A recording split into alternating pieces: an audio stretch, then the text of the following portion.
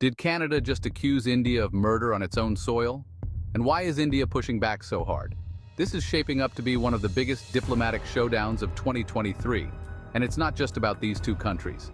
Let's dive deep into this crisis and uncover why India is treating Canada and the US so differently in what looks like two separate assassination plots. Stay tuned to find out what's really going on. It all started when Canadian Prime Minister Justin Trudeau made a shocking accusation.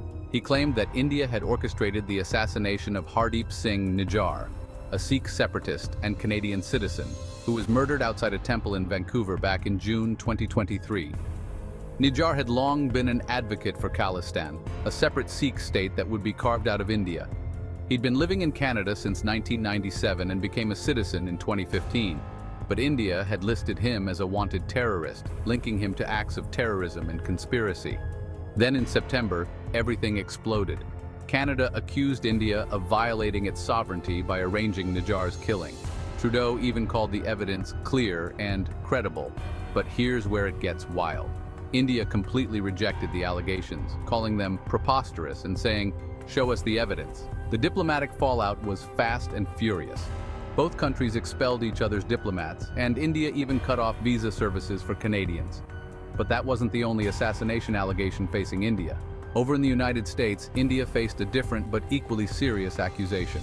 US prosecutors had charged an Indian operative with plotting to assassinate a pro-Khalistan activist in New York.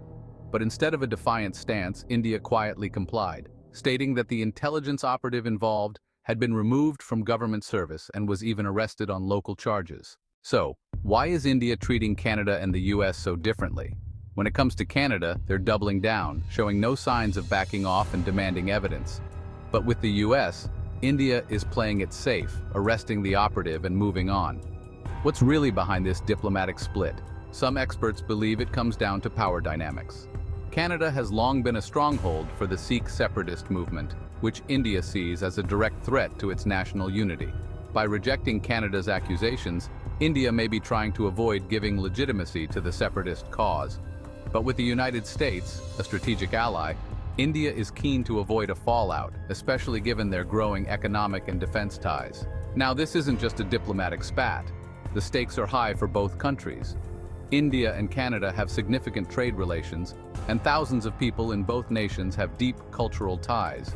But at the heart of this standoff is the Sikh diaspora and the decades-old Khalistan movement, which continues to create waves across borders.